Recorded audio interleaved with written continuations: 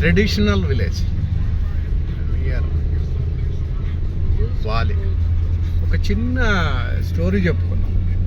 ఎప్పుడో గరుడపురంలో నేను చదివిన గుర్తు,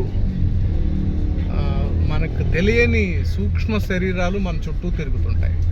ఇది విన్నది, చదివింది సామవేదం వారు చాలా బాగా చెప్పారు.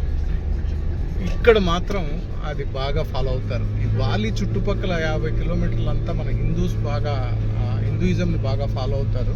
తర్వాత అంతా ముస్లిం కంట్రీ అయినప్పటికీ వీళ్ళు పొద్దున్నే లేవంగానే ఫస్ట్ స్నానం చేసి ఇంటి ముందు కొంచెం బియ్యం, ఒక ప్లేట్లో గ్రాసు, తర్వాత 4-5 పూలు ఇంటి ముందు పెట్టి, ఇంటి ముందు మనకు కనిపించని సూక్ష్మ శరీరాలని ఆహ్వానించి గౌరవిస్తారు, పూజ చేస్తారు. ఎంత చక్కటి ట్రెడిషన్. మనం ఇది మర్చిపోతాం. అసలు ఇల్లు ఉడవటమే మర్చిపోయినారు జనాలు చాలామంది. అంటే ఇల్లు ఉడవటానికే మేము పుట్టామా అనేటట్టుగా తయారైనారు కొంతమంది. అరటి మొక్కలు ఇంట్లో, ప్రతి ఇంట్లో అరటి మొక్క. మా చిన్నప్పుడు మాకు ఊళ్ళో ఉండేవి. ఇప్పుడు మనం అంతా అపార్ట్మెంట్ కల్చర్ వచ్చిన తర్వాత ఇదంతా మర్చిపోతాం. కాబట్టి ఆత్మలు మనం ఎంత లేవనుకున్నప్పటికీ కూడా సూక్ష్మ రూపంలో మన చుట్టూ తిరుగుతుంటాయి. మనం ఎలా బతుకుతున్నామో పరిశీలిస్తూ ఉంటాయి. వాటిని గౌరవిద్దాం. ప్రకృతి అది నేర్పుతోంది మనకు. ఆ ప్రకృతి నుంచి అది నేర్చుకుందాం.